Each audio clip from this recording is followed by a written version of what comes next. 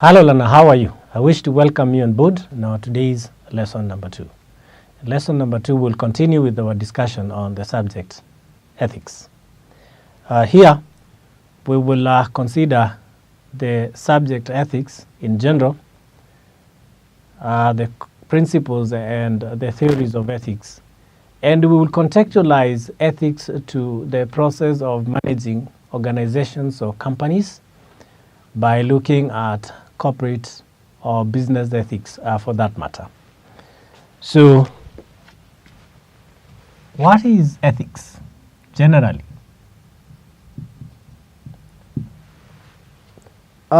Ethics refers to the set of standards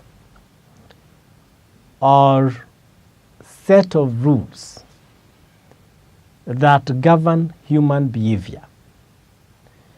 It is what tells us what is acceptable or not acceptable before the eyes of the societal members. Ethics can be defined as a branch of philosophy that at its core seeks to understand and to determine how human actions can be judged as right or wrong. Human beings are required to make certain judgments and decisions, and it is expected that those judgments and decisions are ethical. Without ethics, the human race would not survive for long, because then people would engage in activities and make decisions that are not good for the society. Basically, ethic seeks to address human conduct with respect to the rightness or wrongness of certain actions and to the goodness or badness of such actions. So it is ethics that tells us how to carry and conduct ourselves and how to act and make decisions.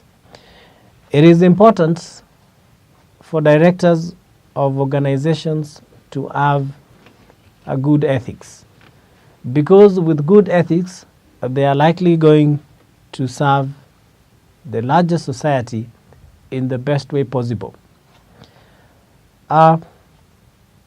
Ethics is a field of study that has been developed over time, and when people make decisions, they base their decisions on theory, so that there are certain theories of ethics, and these theories are used as a basis of the framework by decision makers on how or when they want to make decisions, they will just base their decisions on these particular theories.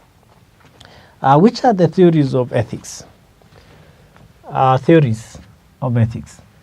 Before that, we defined ethics as a branch of philosophy,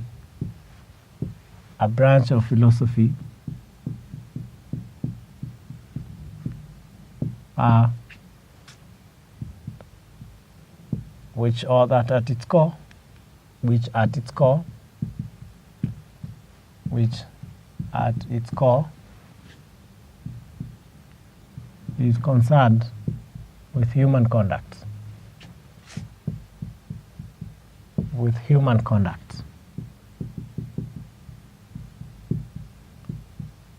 We're also defining it as the standards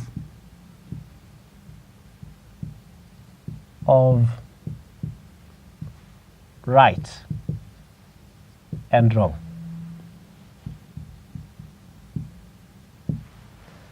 Theories of ethics, which we are saying these are the basis on which people make decisions. They act as the guideline or framework to arriving at ethical decision. The main theories are: 1, consequentialism.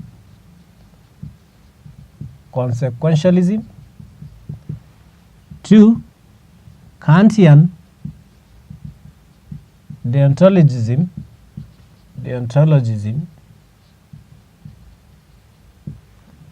3, virtue ethics. And 4, natural law.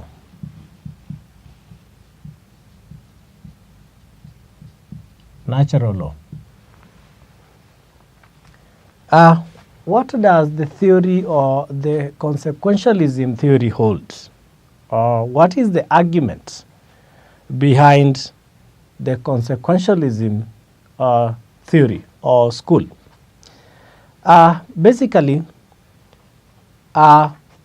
this theory posits that when one is acting or making a decision, they should be concerned about the consequences of such a decision. And the theory holds that when one takes a decision, an ethical decision is that which causes the greatest benefit to the greatest number of individuals. Or put differently, a good or ethical decision is that which causes the least harm to the least number of people. Ethical theories that fall under the classification of consequentialism, therefore, posit that the rightness or wrongness of any action must be viewed in terms of the consequences that the action produces. In other words, the consequences are generally viewed according to the extent that they serve some intrinsic good. The most common form of consequentialism is utilitarianism, which proposes that one should act in such a way to produce the greatest good to the greatest number of people. If you are to make a decision or to act, then the consequences of your decision or action, as long as they benefit majority of the people and disadvantage the least of those people, then you can proceed and take that decision or make that action, because then it is going to be considered an ethical decision under the that is consequentialism theory of ethics. The second theory is Kantian deontologism. Theories that fall under Kantian deontologism, this was developed by Kant, or this is Immanuel Kant, and it draws, or the theories draw their name from that is Immanuel Kant himself.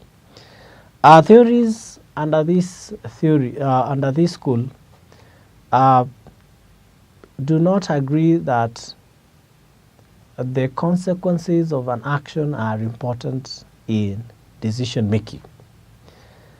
Deontologism is a position-based theory which suggests that an act must be performed because the act in some way is characterized by universality, which means it is appropriate for everyone, so that it that it conforms with moral law. That is the formal rules used for judging the rightness or wrongness of an act, or that it conforms with moral law. That is the formal rules used for judging the rightness or wrongness of an act. According to this theoretical position, the rightness or wrongness of some acts are independent of the consequences it produces, and the act may be good or evil in and of itself.